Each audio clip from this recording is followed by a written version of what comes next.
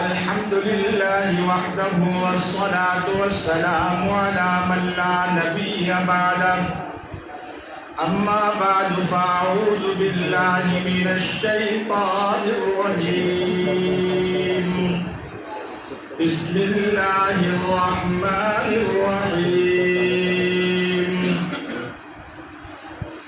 قد أفلح من تزكى وذكر اسم ربه فصلى بل تؤثرون الحياة الدنيا والآخرة خير وأبقى صدق الله مولانا العظيم قال النبي صلى الله عليه وسلم لكل قوم عيد هذا عيدنا وصدق رسوله النبي الأمي الكريم ونحن على ذلك لمن الشاهدين والشاكرين والحمد لله رب العالمين يا رب صل وسلم دائما أبدا على حبيبك خير الخلق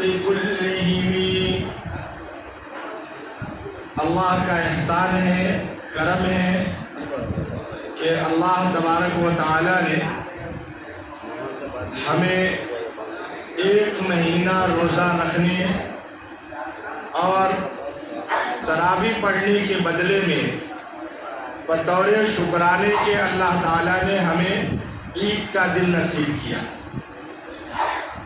یہ عید خوشی کا دن تو ہے ہی ہے، لیکن اسلام میں خوشی غیروں جیسا نہیں منایا جاتا ہے.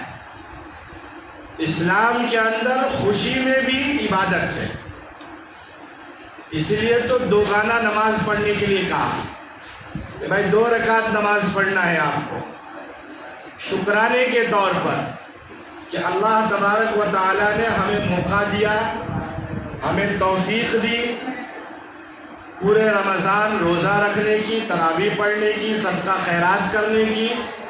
تو اے اللہ ہم اس کے شکرانے میں ہم 2 رکعت نماز پڑھتے ہیں.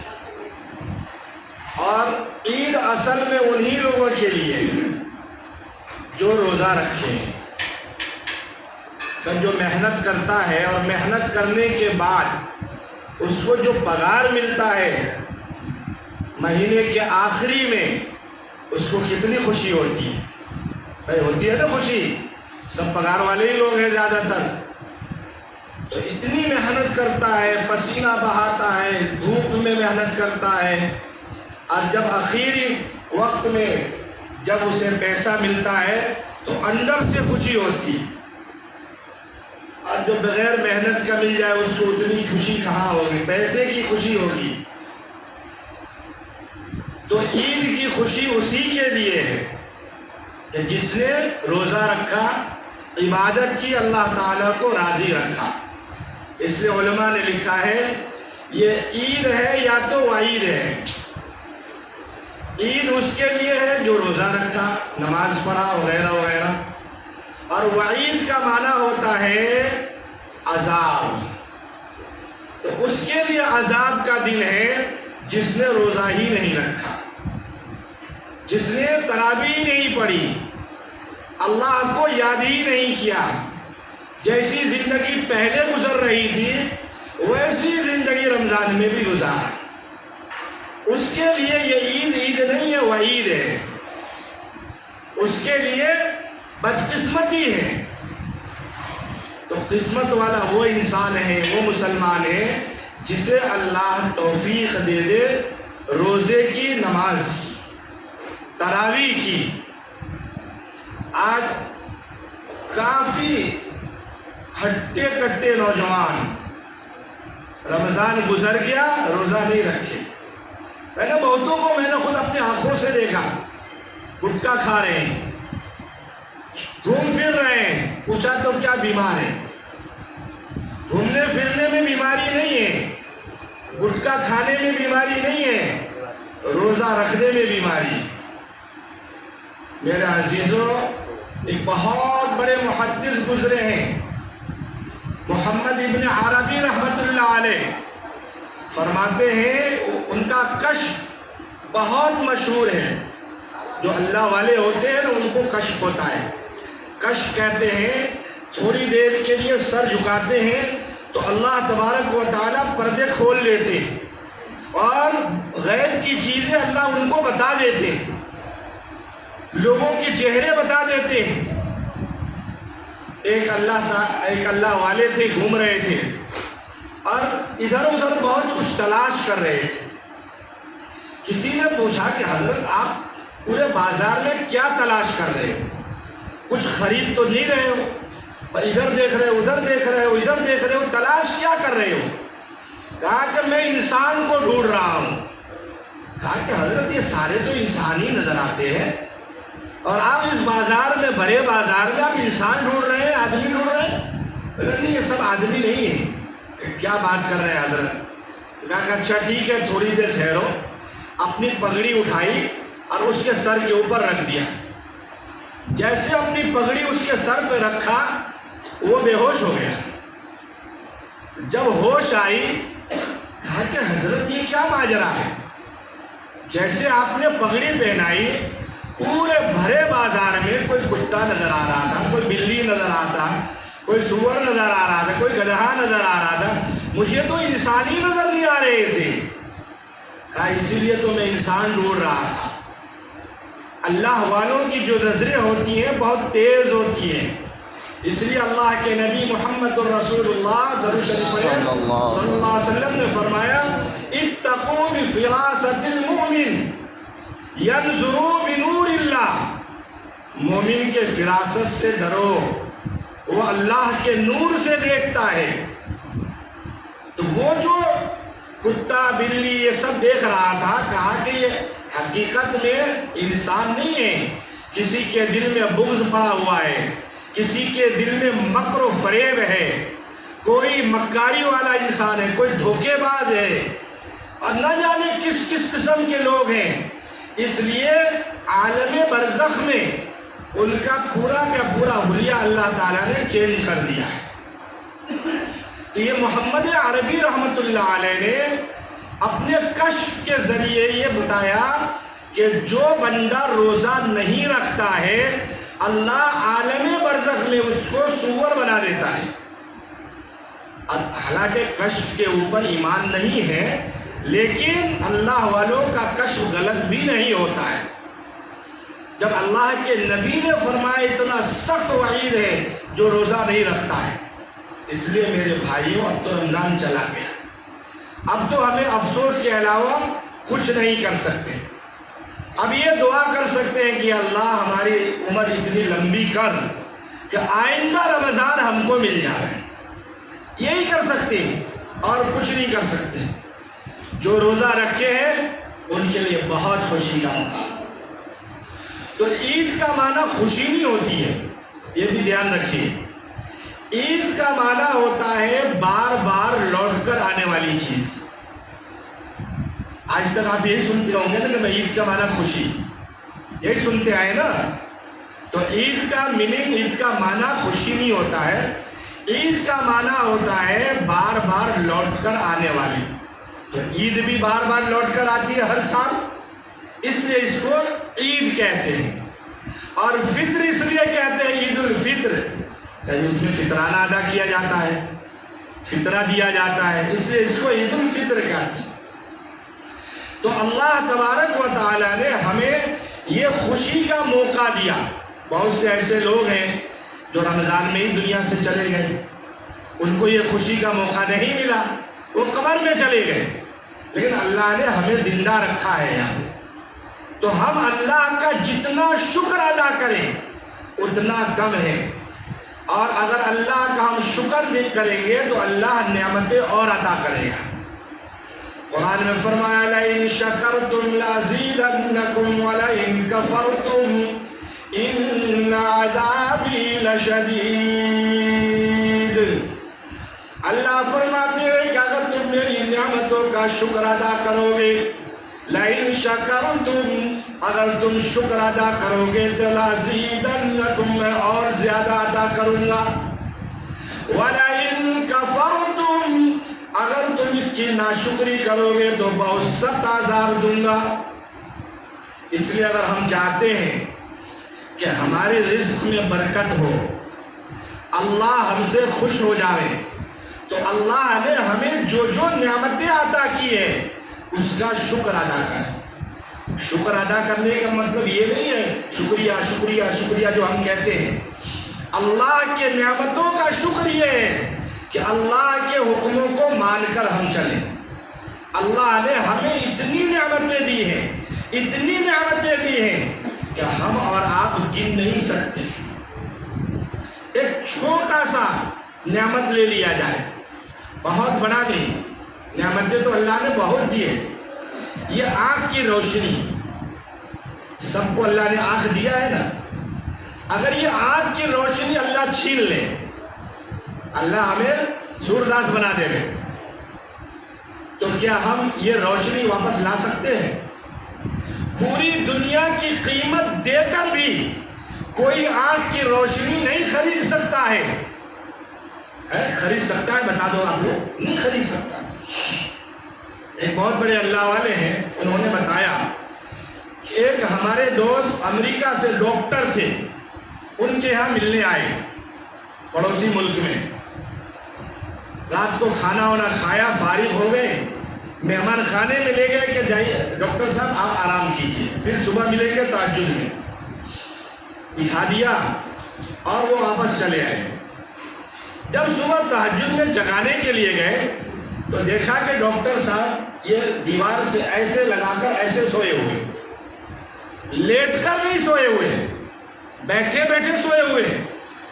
میں آپ کو اللہ کی نعمت بتا رہا ہوں, یہ دھیان میں رکھیے گا کہ اللہ نے ہمیں کیسی کیسی نعمتوں سے نوازا ہے, اور اگر چھین لے تو ہماری حالت خراب ہو جائے گی. وہ ڈاکٹر امریکہ کا, تو حضرت کو ایسا محسوس ہوا کہ ابھی اٹھے ہوں گے اور بیٹھ بیٹھ کر ان کی نیند آ گئی ہوگی. پوچھا کہ ڈاکٹر صاحب آپ سوئے نہیں برابر سے, بیٹھے بیٹھے سو گئے. کہا کہ حضرت ایک راز کی بات ہے جو میں نے ابھی تک کسی کو نہیں بتایا, آپ کو بتا رہا ہوں. کہا کہ میں ڈاکٹر ہوں, لیکن مجھے ایک ایسی بیماری ہے کہ اس کا علاج دنیا میں نہیں ہے, اور مجھے اسی بیماری کے ساتھ زندگی گزارنی ہے. اور ڈاکٹروں نے کہا ہے کہ تم لیٹ کر سو نہیں سکتی. وہ بیماری کیا ہے؟ جب ہم کھانا کھاتے ہیں نا, تو آنتوں کے اندر ایک ایسی چیز اللہ نے بنائی ہے کہ یہ اندر کا کھانا واپس باہر نہیں آتا ہے. آپ کو اگر کوئی الٹا بھی کر دے تو اندر کا کھانا باہر نہیں آئے گا. آتا ہے؟ آپ چھوٹے چھوٹے بچوں کو کھلاتے ہیں, کبھی الٹا کر دیتے ہیں, تو اندر کا جو کھایا ہوا ہے وہ باہر نہیں آتا ہے. یہ آنتوں میں اللہ نے ایک ایسا سسٹم بنایا ہے. وہ ڈاکٹر کا وہ سسٹم خراب ہو گیا تھا. کہا کہ اگر میں سویا تو جتنا بھی کھایا ہوں وہ سب باہر نکل جائے گا, اس لیے مجھے بیٹھ کر ہی سونا ہے, میں لیٹ کر سو نہیں سکتا. یہ اللہ کی اتنی بڑی نعمت ہے. ارے ہے کہ نہیں ہے نہیں؟ اب اس کا شکر کیا کرنا ہے؟ اللہ کی نافرمانی کر کے, اللہ کی بغاوت کر کے. اس کا شکر یہ ہے کہ اللہ کے حکموں کو مان کر ہمیں چلنا ہے, اللہ کے حکموں کے اوپر زندگی گزارنی ہے. ہمارے اور آپ کے آقا و مولا تاجدار مدینہ شہنشاہ مطہع محمد عربی صلی اللہ علیہ وسلم درود شریف پڑھے بھائی. حضور کا جب نام آئے, جہاں محمد آوے فوراً درود شریف پڑھنا ہے اور زور سے پڑھنا ہے. بھائی پڑھیں گے نا انشاءاللہ؟ تو حضور صلی اللہ علیہ وسلم کے طریقے پر زندگی گزارنا. آپ نے جو طریقہ ہمیں بتلایا, اس طریقے پر جب ہم زندگی گزاریں گے تو اللہ کی نعمتوں کا شکر ادا ہوگا. ایک اور صاحب تھے جو ہاسپٹل میں داخل تھے کافی وقت سے, ان کو مہینوں تک آکسیجن پہ رکھا گیا. جب وہ اچھے ہو گئے اور ڈاکٹر نے بل لا کر دیا, میں آپ کو نعمت سمجھا رہا ہوں, جب بل لا کر دیا تو وہ رونا شروع کر دیا, بہت روئے بہت روئے. ڈاکٹر کو ایسا لگا کہ زیادہ بل دیکھ کر یہ رو رہے ہیں. کہا کہا کہ سر آپ کا بل زیادہ اس لیے آپ رو رہے ہو. کہا کہ اس لیے نہیں رو رہا, اس سے اگر ڈبل ٹیبل بھی بل ہوگا تو اللہ نے مجھے طاقت دی ہے, میں بھر سکتا ہوں. میں تو اس لیے رو رہا ہوں کہ میرا اللہ کتنا کریم ہے, میرا اللہ کتنا دیالو ہے, کتنا کرپالو اللہ تعالیٰ ہے کہ بغیر پیسے کے مجھے 70 سال تک آکسیجن دیا, 1 روپیہ نہیں لیا. آج میں 1.5 ہفتہ کا آکسیجن لیا, لاکھوں کا بل بن گیا. اگر 70 سال کا بل اللہ بنائے تو انسان کیسے ادا کر سکتا ہے؟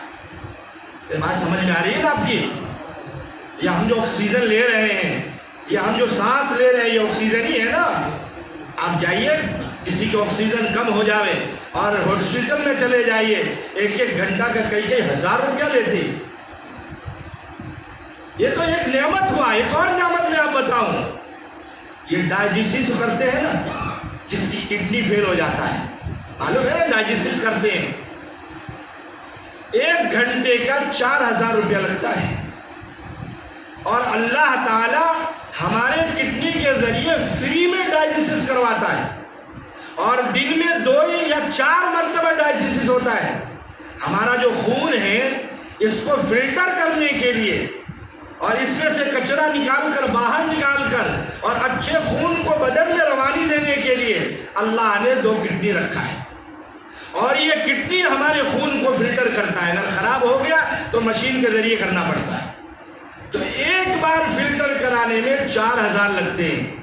اب سوچئے, ایک دن میں 4 مرتبہ فلٹر کرتا ہے, کتنے پیسے ہو گئے؟ 16000 ہو گئے نا. اللہ پیسہ لیتا ہے ہم لوگوں سے؟ کسی سے پیسہ نہیں لیتا ہے, فری آف چارج کرتا ہے اللہ تعالیٰ. پھر بھی بندہ اللہ سے بغاوت کرتا ہے, پھر بھی بندہ اللہ سے دور جاتا ہے.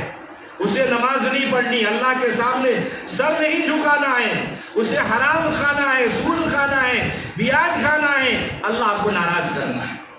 اس سب سے اللہ ناراض ہوتی ہے. اس لیے میرے عزیز اور دوستو, یہ عید اللہ تعالیٰ نے ہمیں جو دیا ہے یہ شکر ادا کرنے کے لیے کہ اللہ نے ہمیں وقت دیا, موقع دیا, ہم اللہ کا شکر ادا کریں. اب یہ نہیں کہ رمضان گیا, نمازیں بھی گئی, قرآن کی تلاوت بھی گیا, سب کچھ ختم. رمضان تھا تو پڑھ رہے تھے, رمضان گیا تو سب چیز کی چھٹی.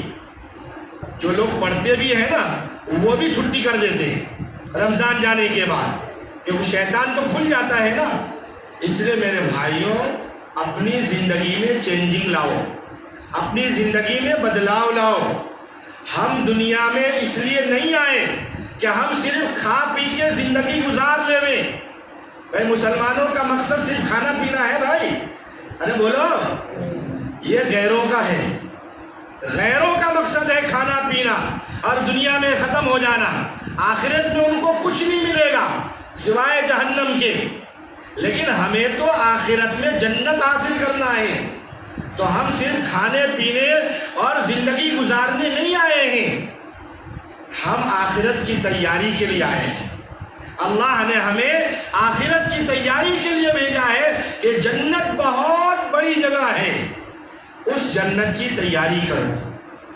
ہر مسلمان کو یقین ہے, بلکہ دنیا کے جو ناستک لوگ ہیں انہیں بھی یقین ہے کہ ہمیں مرنا ہے. ہمیں کیا کرنا ہے بھائی؟ مرنا ہے. موت کے اوپر آج تک کسی کا کوئی اختلاف نہیں. ہر آدمی جانتا ہے کہ مرنا ہے.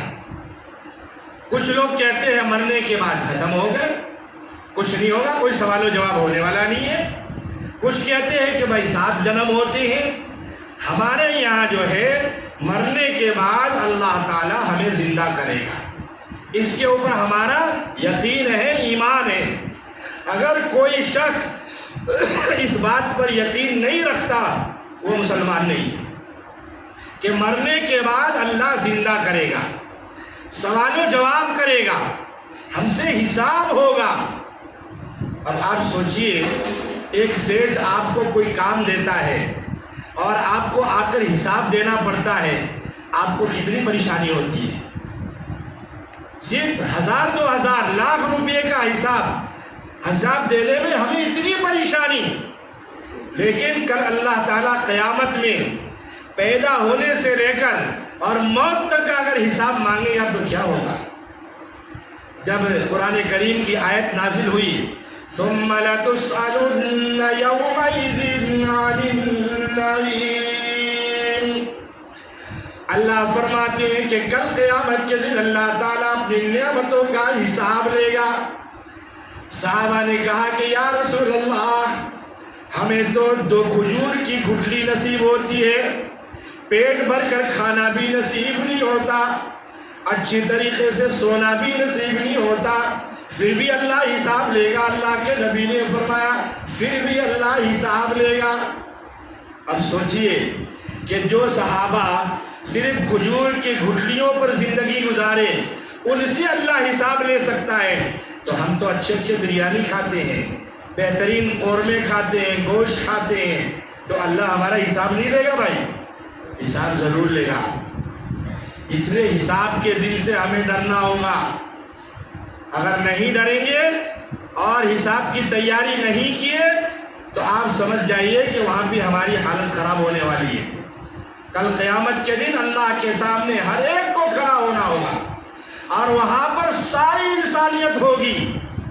اب سوچئے ہمارا اور آپ کا بول اللہ تعالیٰ سارے لوگوں کے سامنے کھول دیا تو کیا ہوگا؟ ہمارے ماں باپ بھی وہاں ہوں گے، بیوی بچے بھی ہوں گے، کہیں گے یار ہم تو بہت اچھا سمجھتے تھے ابو کو، ہم تو بہت اچھا سمجھتے تھے بھائی جان کو، ہم تو بہت اچھا سمجھتے تھے بیوی کو، یہ تو اتنے سارے گل کھلا کر آئے ہیں، آج تو دیکھو۔ تو اگر ہمارا اور آپ کا بول پوری دنیا کے سامنے اللہ تعالیٰ کل قیامت کے دن کھول لے تو کوئی بچ نہیں سکتا ہے۔ اللہ کے فضل کے بغیر کوئی جنت میں نہیں آ سکتا ہے۔ اس لیے میرے عزیزوں اور دوستوں، صرف نیا کپڑا پہن لینے سے، اچھے اچھے کھانا کھا لینے سے خوشی نہیں ہوتی ہے۔ خوشی یہ ہوتی ہے ہم اللہ کا شکر ادا کریں، اور اللہ کا شکر ایک یہ بھی ہے کہ اپنے ساتھ ساتھ غریبوں کا بھی فکر کریں۔ کل قیامت کے دن اللہ تعالی ہم سے سوال کرے گا کہ اے میرے بندے، میں بھوکا تھا، تو نے مجھے کھانا نہیں کھلایا۔ بندہ کہے کہ اللہ تو کھانے سے پاک، ہم تجھے کھانا کیسے کھلاویں؟ اللہ پوچھیں گے میں بیمار تھا، میری فکر تو نے نہیں کی، مجھے دوا علاج نہیں کیا، میری عیادت نہیں کی۔ بندہ کہے کہ اللہ تو بیماری سے پاک۔ اللہ کہیں گے کہ مجھے کپڑے کی ضرورت تھی، تو مجھے کپڑا نہیں عطا کیا۔ بندہ کہے گا کہ اللہ آپ کو کپڑے کی کیا ضرورت؟ اللہ فرمائیں گے کہ اگر کسی غریب کو، کسی محتاج کو اگر تو کھانا کھلاتا تو مجھے وہاں پاتا۔ اللہ کو کھانا کھلانے کا کیا مطلب ہے؟ اگر تو کسی غریب کو کھانا کھلاتا، کسی محتاج کو کھانا کھلاتا تو مجھے بھی وہیں پاتا۔ اگر کسی غریب محتاج کی جو اگر بیمار پڑ گیا ہے، اس کی بیمار پرسی کرتا، اس کی مدد کر دیتا، مجھے وہاں پاتا۔ اگر کسی غریب محتاج کے پاس کپڑے نہیں ہیں، ڈھنگ کے کپڑے نہیں ہیں، اسے تو کپڑا پہنا دیتا، مجھے وہاں پاتا۔ تو غریبوں میں اللہ ملتا ہے، مخلوق کی خدمت میں اللہ ملتا ہے۔ صرف اپنے لیے جینا یہ کوئی جینا نہیں ہو، تو جانور بھی جیتے ہیں، جانور بھی اپنے لیے جیتے ہیں، لیکن ہمیں جینا ہے اپنے لیے بھی، دوسروں کے لیے بھی جینا ہے۔ عمر ابن عبدالعزیز رحمۃ اللہ علیہ بہت بڑے بادشاہ گزرے ہیں، بہت بڑے بادشاہ، اتنے بڑے بادشاہ تھے کہ آپ کی حکومت میں اتنا انصاف تھا کہ بھیڑ اور بکری دونوں ایک ساتھ میں پانی پیتے تھے۔ بھیڑ تو جانتے ہو نا، بھیڑ، شیر، چیتا اور بکری، ان کی تو زندگی میں دشمنی ہے ہمیشہ، لیکن انہوں نے انصاف ایسا قائم کیا تھا کہ دونوں کے دونوں ایک جگہ پانی پیتے تھے، کسی کی مجال نہیں ہے کسی ایک دوسرے کو چھیڑ رہے ہیں۔ وہ عمر ابن عبدالعزیز رحمۃ اللہ علیہ جب عید کا موقع آیا، دیکھیے جب وہ خلیفہ نہیں تھے اس سے پہلے ہزاروں کا، لاکھوں کا کپڑا پہنتے تھے، لیکن جیسے خلیفہ بنے وہ سب چیزیں ختم کر دیا۔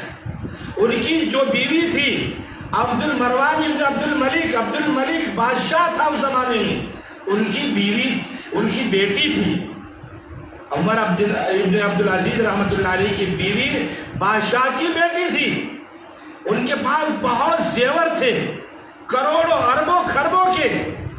عمر ابن عبدالعزیز رحمۃ اللہ علیہ نے بیوی کو بلایا اور کہا کہ دیکھو یہ جو زیور ہے یہ دنیا ہے، یہ اور ہم دونوں جمع نہیں ہو سکتے، اگر تمہیں زیور سے محبت ہے تو مجھے چھوڑنا ہوگا، اور اگر مجھ سے محبت ہے یہ سب زیور کو بیت المال میں ڈالنا ہوگا، سرکاری خزانے میں ڈالنا ہوگا۔ بیوی تو بیوی تھی، اس نے کہا کہ میں کسی بھی قیمت میں آپ کو تو نہیں چھوڑ سکتی، دولتیں تو اللہ تعالیٰ دیتے رہیں گے، لیکن آپ جیسے نیک صفت انسان کہاں ہمیں ملے گا؟ سارے زیور، سارے دولت وہ سب اٹھا کر بیت المال میں ڈال دیا۔ کئی سالوں کے بعد عید کا موقع آیا تو کہا کہ کچھ پیسے کا انتظام کر دیجیے، بچوں کا، بچیوں کا کپڑے کا انتظام ہو جائے، عید آ رہی ہے۔ کہا کہ بیگم میرے پاس اتنے پیسے تو نہیں ہیں، تو کچھ تو انتظام کرنا پڑے گا، بچے روئیں گے، بچے ضد کریں گے، بھائی سارے نئے نئے کپڑے پہن کر آئیں گے، ہمارے بچے پرانے کپڑے پہنیں گے، یہ اچھا لگے گا۔ کہا کہ میں کوشش کرتا ہوں، پیسے تو ہے نہیں، میں کوشش کرتا ہوں۔ جو خزانچی تھا، پیسہ کا لین دین کرتے ہیں جو منیب ہم کہتے ہیں، اکاؤنٹنٹ منیب، وہ جو تھا اس سے پرچی لکھ کے بھیجا کہ مجھے ایسا کرو کہ 1 مہینے کا ایڈوانس پگار دے دو۔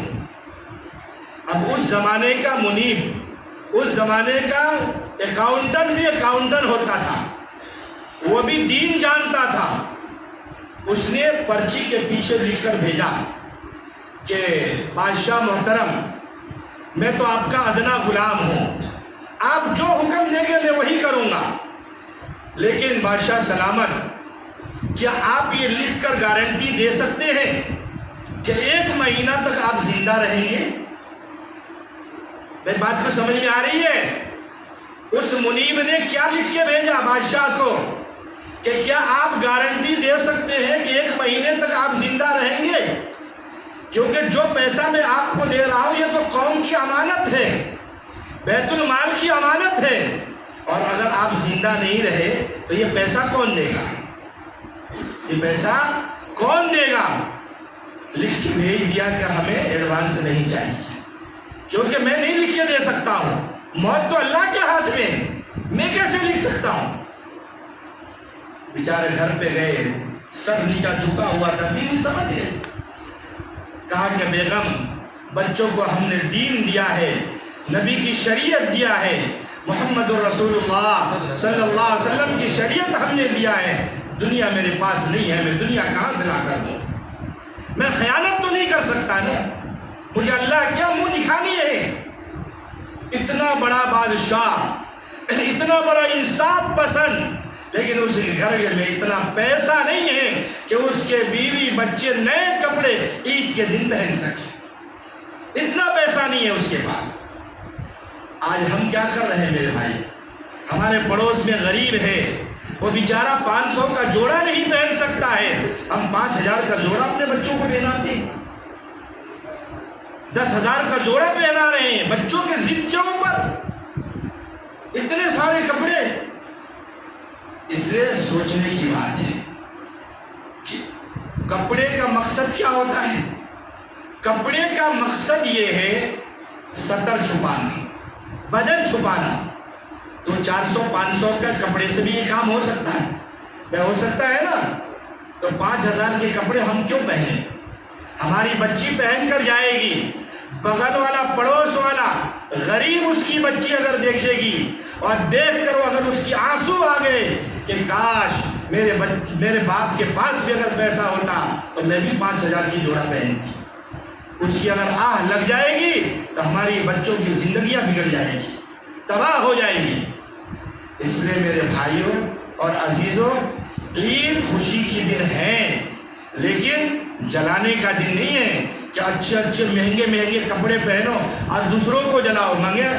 کپڑا پہننا ہے تو پڑوس کو دو، اس کو بھی دو۔ یہاں تک ہمارے نبی محمد رسول اللہ صلی اللہ علیہ وسلم نے فرمایا کہ اگر تمہارے پاس اتنی طاقت نہیں ہے کہ غریب پڑوسی کو تم گوشت پہنچا سکو اور گھر میں گوشت لے کر آیا ہو تو ایسے پکاؤ کہ اس گوشت کا خوشبو وہاں تک نہ پہنچے۔ اگر وہاں تک گوشت کی خوشبو پہنچے گی اور بچوں کا دل مچل جائے گا کہ ہمیں بھی گوشت کھانا ہے اور باپ کے پاس پیسے نہیں ہیں، وہ اگر گوشت نہیں کھلا سکا اور ان کی آہیں نکل گئی تو ہم تباہ ہو جائیں گے۔ یہاں تک کہ اسلام کتنا اچھا مذہب ہے، کتنا پہلے دوسروں کا سوچتا ہے۔ یہاں تک کہا کہ تم فروٹ لاتے ہو، سیب لاتے ہو تو پڑوس کا بھی خیال کرو، ایسا مت کرو کہ تمہارا بچہ سیب لے کر پورے آنگن میں پورے باہر گھوم گھوم کے کھا رہا ہے، دکھا دکھا کر کھا رہا ہے، اور دوسری بچی جو پڑوس کی ہوگی غریب، وہ دیکھ کر اس کے دل پر کیا گزرے گی؟ اس لیے اگر نہیں دے سکتے تو چھپا کر کھلاؤ، یا گوشت بنا رہے ہو تو تھوڑا شوربہ زیادہ ڈال دو، پڑوس میں تھوڑا بھیج دو، ایک دو بوٹی بھیج دو گے بچے کھا لیں گے، اس میں کون سی کمی ہو جائے گی ہماری؟ اس لیے میرے عزیزوں اور دوستو، اسلام میں سب سے پہلے غریبوں کو دیکھا گیا ہے۔ آپ صلی اللہ علیہ وسلم کی ایک ضعیف حدیث ہے، عید کے لیے نکل رہے تھے، دیکھا بچے اچھے اچھے کپڑے پہن کر اور کھیل کود رہے ہیں، اسی میں دیکھا کہ ایک چھوٹا سا بچہ ہے، ایک کونے میں بیٹھا ہوا ہے، رو رہا ہے۔ آپ صلی اللہ علیہ وسلم نے پوچھا کہ بیٹا کیوں رو رہے ہو؟ یہ سب کھیل رہے ہیں، سب نئے نئے کپڑے پہنے ہوئے ہیں اور تیرے پاس پرانا کپڑا ہے، بڑا پرانا ہے، رو رہا ہے۔ کہا کہ یا رسول اللہ ہم کیا کریں، ہمارے ماں باپ زندگی میں نہیں ہیں، وہ جنگ میں شہید ہو گئے ہیں، میرے پاس تو کچھ ہے نہیں، تو میں کیا پہنوں، میں کس سے مانگوں؟ آپ صلی اللہ علیہ وسلم کی آنکھوں میں آنسو آ گئے، آپ نے اس بچے کو اٹھایا، گھر لے کر گئے، اسے نہلایا دھلایا، اچھے کپڑے پہنائے اور کہا کہ بیٹا کیا تجھے اس بات سے خوشی نہیں ہے کہ محمد صلی اللہ علیہ وسلم تیرے باپ ہو جاوے اور عائشہ تیری ماں ہو جاوے اور فاطمہ تیری بہن ہو جاوے، کیا اس سے تجھے خوشی نہیں ملے گی؟ کہا کہ یا رسول اللہ اس سے بڑی خوشی تو اور کیا مل سکتی ہے مجھے؟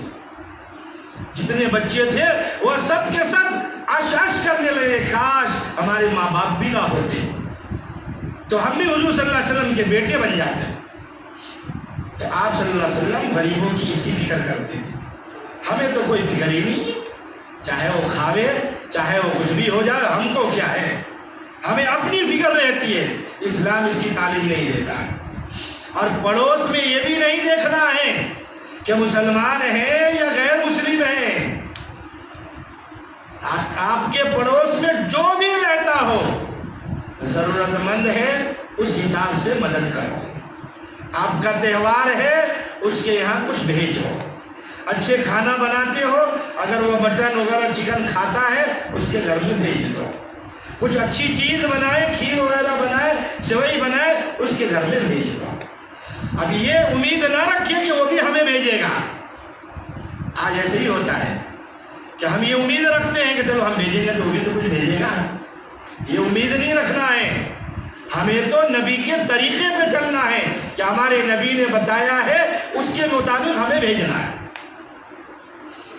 اور اپنے رشتہ داروں کا تو سب سے زیادہ فکر کرنی ہے میرے بھائی، ہم رشتہ داروں کے بالکل فکر نہیں کرتے ہیں، ہمارا بھائی سگا، سگی بہن، سگی پھوپھی، سگا خالہ، خالے، خالو، یہ سب غریب ہیں، کتنے بیوہ ہوتے ہیں، ہم ان کو نہیں پوچھتے، بات صحیح کہہ رہا ہوں نا، نہیں پوچھتے ہم، دوسری دور دور تک پیسے بھیجیں گے، دور دور تک ہم مدد کریں گے، جہاں فوٹو کھینچا جاتا ہے، ویڈیو بنتے ہیں، وہاں ہم کرتے ہیں، لیکن ان کو ہم نہیں دیتے۔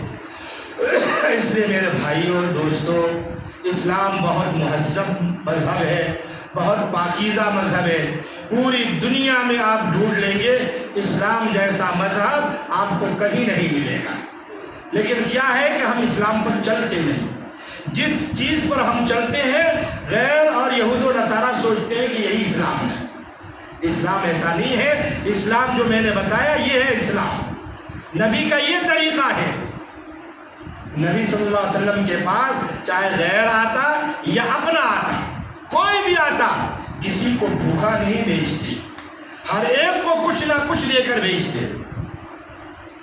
ایک چھوٹا سا واقعہ سنا کر میں بات ختم کرتا ہوں۔ روایتوں میں آتا ہے، اسرائیلی روایت بھی ہو سکتا ہے، ایک غریب غیر مسلم حضور صلی اللہ علیہ وسلم کے پاس آیا اور کہا، بوڑھا تھا، کہا کہ یا رسول اللہ میرے پاس سواری نہیں ہے، سواری کا آپ انتظام کر دیجئے، مجھے بہت دور جانا ہے۔ صحابہ میں اعلان کیا کہ ہے کوئی جو سواری کا انتظام کرے؟ میں جنت میں تمہارے لیے سواری کا ہی وعدہ کرتا ہوں۔ صحابی اٹھے، اپنے اونٹنی لے لیا۔ اب وہ کہنے لگا کہ یا رسول اللہ میرے پاس کپڑے بھی نہیں ہیں، کپڑے کا بھی انتظام کر دیجئے۔ پھر اللہ کے نبی نے اعلان کیا، ہے کوئی جو اس مسافر اور بوڑھے کی کپڑے کا انتظام کرے؟ میں جنت میں کپڑوں کا انتظام کروں گا، وعدہ کرتا ہوں۔ صحابی اٹھے، کپڑا نکال کر دے دیا۔ اب تیسری چیز کا ڈیمانڈ کیا، کہا کہ اللہ کے رسول میں کئی دنوں سے بھوکا ہوں، مجھے کھانے کی ضرورت ہے، مجھے کھانا بھی کھلا دیجئے۔ اتنے سارے صحابہ بیٹھے ہوئے تھے، اللہ کے نبی نے کہا اس مسافر کو کون کھانا کھلائے گا؟ میں کل قیامت میں جنت میں بہترین کھانے کا میں وعدہ کرتا ہوں۔ ہزاروں صحابہ بیٹھے تھے، سب کا سر نیچے جھک گیا، کوئی کھڑا نہیں ہو رہا ہے۔ آپ سوچیں گے کیا بات ہے، کپڑا دے دیا، سواری دے دیا، پٹاپٹ دونوں چیزیں، اب کھانے کا کیا مسئلہ؟ کیونکہ ہم لوگ اپنا زمانہ دیکھتے ہیں نا، ہمارے پاس تو ایک آدمی کا کھانا ہو، کیا ہے فٹ سے دے دو۔